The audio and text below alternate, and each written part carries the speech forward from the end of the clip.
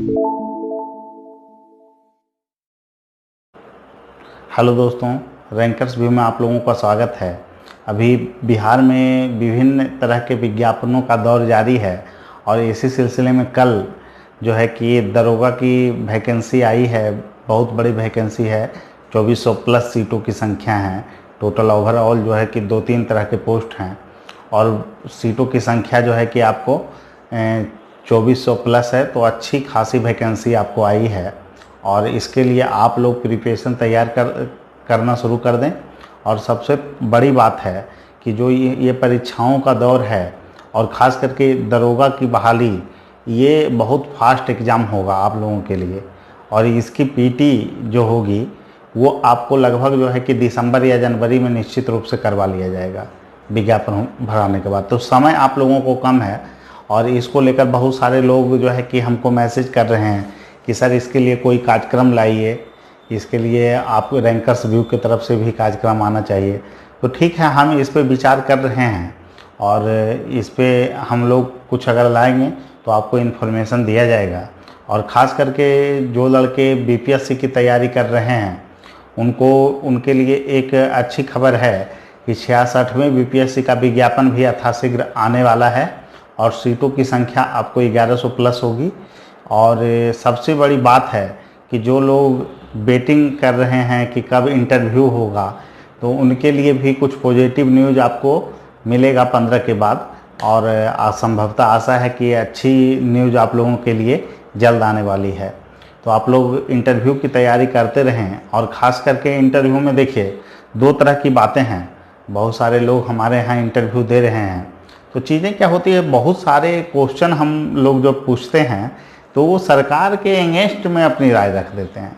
सबसे बड़ी बात है कि कल एक क्वेश्चन हमने एक पूछा था एक लोग से, तो उनका जवाब था, हमने पूछा कि बेरोजगारी दर को सरकार दिखाना बंद कर दी है, बेरोजगारी के संदर्भ में आंकड़े आने बंद हो गए हैं, तो क्या यह सरकार की मतलब कैसी नीतियां हैं, इसके संदर्भ में आपकी राय क्या है। तो उन्होंने पूर्णतः सरकार के अगेंस्ट में अपनी राय रखी, जो कि उचित नहीं है। जबकि सरकार का कहना है कि बेरोजगारी दर का आंकड़ा, बेरोजगारी का आकलन ही, सरकार का कहना है कि बेरोजगारी का आकलन करना ही संभव नहीं है। और चूँकि असंगठित क्षेत्र में रोजगार है, बहुत सारे जो है कि स्वरोजगार लोग करते हैं, तो ये आंकड़ा जो होता है वो जो है कि पूर्णतः सही मानक पर आधारित नहीं होता है। इसलिए आंकड़े को जो है कि इकट्ठा करना उचित नहीं है, ये सरकार का तर्क था।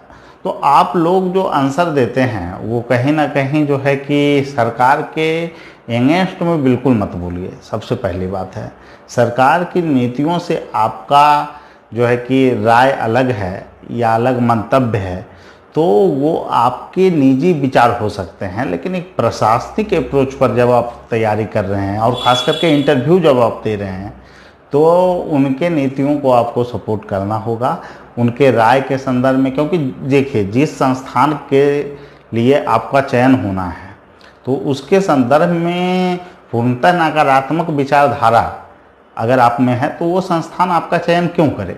सबसे बड़ी बात यही है। तो इंटरव्यू की तैयारी को करते वक्त जो है इन सभी मानकों को बिल्कुल आप लोग ध्यान रखें।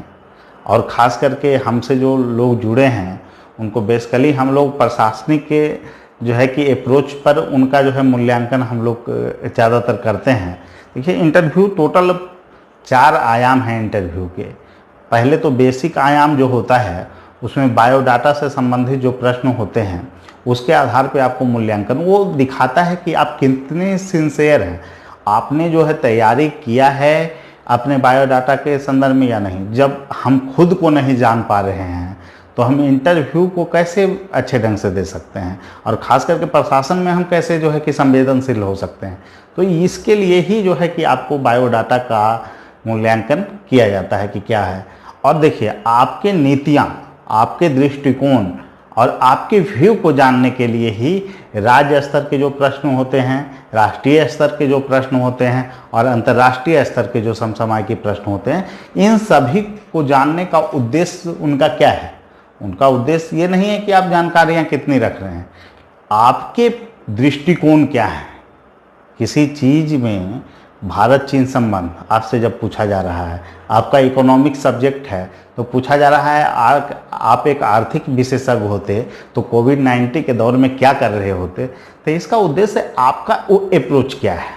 आपका LSW सब्जेक्ट है तो अब बिहार में महिलाओं का सशक्तिकरण जो है वर्तमान सरकार ने कैसे किया, तो इसके संदर्भ में आपका क्या अप्रोच है ये आयोग जान रहा होता है। और जो इंटरव्यू का जो तीसरा और महत्वपूर्ण पार्ट होता है वो विषय की समझ। जो विषय की समझ है उसमें आप लोग को विभिन्न विषय हैं, और जैसे कि आपका LSW है, हिस्ट्री है, सब लोगों का अलग अलग विषय है, ज्योग्राफी है, पब्लिक एडमिनिस्ट्रेशन है, तो उनके विषय का आकलन करने का मतलब है कि आप विषय की समझ किस प्रकार रखते हैं, आप में विश्लेषण दक्षता है या नहीं है, तो इन सभी पार्ट की जानकारी उनको विषय से मिलती है। और प्रशासनिक प्रबंध के लिए वो समस्या समाधान जैसे प्रश्न पूछते हैं। हॉबी के संदर्भ में भी आपसे, देखिए हॉबी का चयन ऐसा कीजिए जिसके संदर्भ में कुछ जानकारियाँ आपके पास हो। अब हॉबी ऐसा नहीं रखिए कि मतलब कुछ जान नहीं रहे हैं और हॉबी का चयन कर लिए। अब उसके संदर्भ में राष्ट्रीय स्तर अंतर्राष्ट्रीय स्तर के कोई व्यक्ति उससे जुड़े हैं तो इसको आपको जानना चाहिए।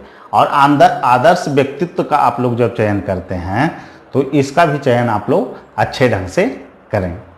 तो इन सभी मानकों और बातों को आप लोग ध्यान रखें। ठीक है, तैयारी आप लोग करते रहिए और इंटरव्यू आपका जल्द ही होगा, और इसके संदर्भ में कुछ भी हमारे पास सूचना आएगी तो आप लोगों को ज़रूर साझा करूँगा।